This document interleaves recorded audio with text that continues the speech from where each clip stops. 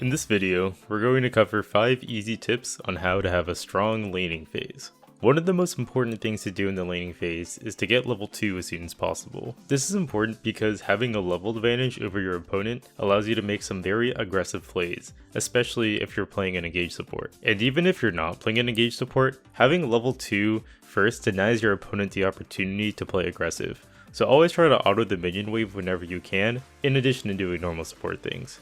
In this example, even though I'm playing as Soraka, I'm looking to play very aggressively since I see that I'm going to hit level 2 first before Morgana. Kai'Sa's shoving the wave, and we have a lot more power right now over their lane combination. As you can see, even though I'm taking harass, I'm still looking to stand my ground and fight, because I see that I hit level 2 first, and with my E and my ignite, I do force Morgana to flash, which allows us to have a lot more lane pressure for the next couple of minutes.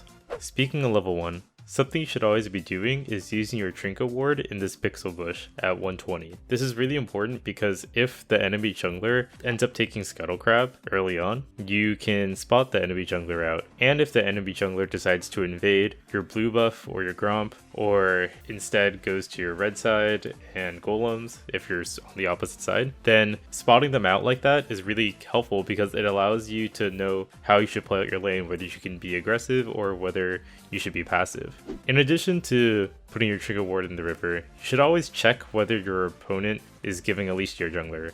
If you don't see them immediately in the lane, it's safe to say they gave a leash, and in that case, you can spend that time harassing them as they walked into lane. In this example as Karma, I'm able to get a free Mantra Q off as the Vayne and Thresh are walking to lane, which is really good for us because now we can keep shoving the lane and keep applying a lot more pressure since they're a little bit chunked. Using the same tip as I mentioned earlier, I'm now able to dictate the pace to the lane because I have lane priority, and now I can keep on shoving the wave with spells. Now that we hit level 2 first, we're going to have even more pressure, and we can deny Thresh the ability to all in us since most Threshes love to all in. With our advantage, we're able to get a lot of free harass on the tower and set us up for a very easy laning phase now that the enemy bot lane has been poked out a fair amount. If you find yourself in a lane that's taking a lot of poke, it's super important to make sure that you try your best to minimize the amount of damage you take. You'll only start to lose the lane if you back early or give up turret bladings due to taking too much damage and not being able to defend. If you find yourself unable to take poke any longer, then look for an opportunity to all in. Because if you don't all in sooner rather than later, you'll find yourself falling further and further behind, and that's going to snowball the enemy lead into a spot where you're not going to be able to come back. In this example, Kai'Sa and I are taking a lot of harass from Ezreal Soraka, and Ezreal Soraka is naturally a much stronger lane than Kai'Sa and Alistar in the early levels, so we do have to play a little bit more conservatively and give up level 2 because they can shove lane way faster than us. Since we didn't hit level 2 first, the next best thing I can do is to hope that we can all in them at level 3. In order to do that, I'm going to try to look for opportunities to get big chunks of damage on Soraka whenever she's a little out of position. At level 2 right there, I do my best to chunk the Soraka, and Kai'Sa is able to follow up with a W of her own, which brings Soraka to around half HP. This is nice because we're going to hit level 3 in the next incoming wave, and as soon as that happens, we can go for the all-in to try to reset the wave and bounce back. I'm going to hit level 3 after a couple more creeps die, so as soon as I see that I'm going to hit 3 right here, I go for the all-in with a flash, headbutt her back, and use all my summoner spells. With the all-in right there, we're able to secure a kill for us, and now Kai'Sa and I are free to shove the lane against Ezreal and reset afterwards and spend our money. This also forces Soraka's summoner spells, which is perfect because now that she doesn't have summoner spells, she can't play as aggressively as she normally can in most scenarios. With this extra gold, we're going to be able to turn the lane around and have a much stronger laning phase and scale into the mid game. Throughout the laning phase, you should always see where your jungler is and play accordingly. One of the biggest advantages of bot lane is the fact that coordinating a 3v2 fight has a pretty high chance of success since there's multiple champions that can offer damage and crowd control. Therefore, if you see a good opportunity to gank your opponent, make sure you set up your jungler for success, which can mean things like shoving the lane, picking your jungler to loop around, and forcing key spells that your opponent would use. In this example, I see Elise is invading the enemy jungle, so I'm going to look to hover the river in case an enemy jungler shows up. Since nothing happens, now I'm going to look to try to all in the enemy bot lane. We do almost kill the Soraka, and now that the Ezreal has taken a lot of damage as well, this is the perfect opportunity to dive them. I tell Elise to go around to the backside. Meanwhile, I'm gonna look to shove the lane with Kaisa so that way we can look for a dive. As we're shoving in the lane, the Elise is gonna start walking all the way around. The Ezreal is very low as well as the Soraka. She's just going to flash over the wall to secure the first kill. Now that we've shoved the lane, I'm gonna take turret aggro for my team as well as CC the Soraka against the wall for an easy double kill. Whenever the enemy bot lane has recalled, it's always really important to shove the lane so that you can recall as soon as possible. This means that you should always be trying to auto attack the minion wave as well as using any spells you can at your disposal to help push the wave as soon as possible. After you shove the wave and start recalling, you should assess whether it's a good opportunity to roam to the mid lane. Even if you're not a support that has mobility boots or has a lot of CC for engages, it's sometimes still worth checking out mid lane because you never know if there can be a counter gank mid, or you can always use the opportunity to clear out any wards in the river. In this example, even as a Janna, I walk mid just in case the Talon wants to go for an all-in, but the Zir ends up recalling. So I'm gonna go to the river and check for wards. I do see that there's a pink ward in the river, so I'm gonna go ahead and clear that. And as I'm walking back to the bot lane, I'm gonna use my sweeper just to check the bush for any possible wards that the enemy bot lane put there. As you can see, by roaming mid, I was able to clear a free pink ward, and we didn't have to give anything up for that. The Vayne was still able to get all the CS she wanted, and my team got a little bit further ahead by denying some vision in the river. Before you choose to roam, think about a few key things. 1. Is it safe for my AD carry in the next 15 to 30 seconds if I choose to leave the lane? The biggest mistake I see support players make is that they roam to another lane at a really bad time, which usually leaves their AD carry in a 1v2 situation, and more often than not, the AD carry will die or lose a ton of farm because it's a 1v2. One way to prevent this from happening is to roam when the lane is shoved to their turret. If the wave is at the enemy turret, you'll have about 15 to 20 seconds before the minion wave will recenter in the middle of the lane, and your AD carry will be safe, because the enemy bot lane will be under their turret trying to secure EXP and last hits. Another good time to roam is when your AD carry is recalled. If you don't have a good amount of money to spend at the shop, then spend this time roaming to mid lane to try to get a kill. Or if you do have money to spend, recall with your AD carry, then immediately run mid. In either scenario, your AD carry will need to spend about 30 seconds to walk back to lane, so this is a good window for you to roam, knowing that your AD carry won't be in danger. 2.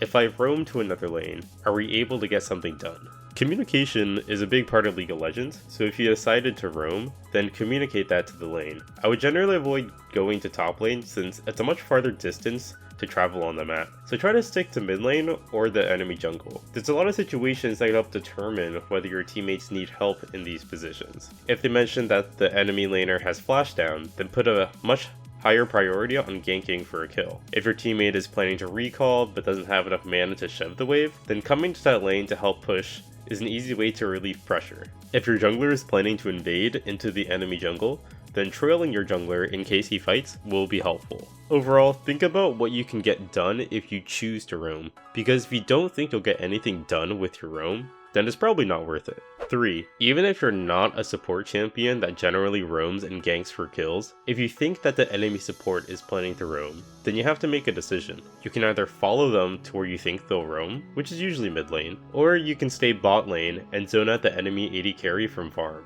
Saving your trinket or pink wards for the river is generally a good idea if the enemy support tends to roam a lot, because if you can spot their roams early, you can tell your mid lane to back accordingly, and also play more aggressively in lane since you know it's a 2v1. The pixel bush in mid lane is particularly good to keep a control ward at if you think the enemy support will roam, but I'll cover most of the common paths they can come from. Let's take a look at a few examples. In this scenario, I'm Alistar. My AD carry knight just died to a gank bot. If you look at the bot wave, you can see that the Jinx and Soraka are trying to shove the wave into our turret. Kai'Sa's already walking back to lane. She's a little ahead of me. This is a really good time for me to roam, because you can see that the enemy bot lane is trying to push in the wave as soon as possible so they can recall. They're also really low on mana, so it's very unlikely they'll try to go go for a kill or try to pressure the Kai'Sa under turret. Kai'Sa's going to be able to safely farm this wave because she's going to be walking back without anything to fear. So this is a really good time for me to roam because I know that she's not going to die to the enemy bot lane.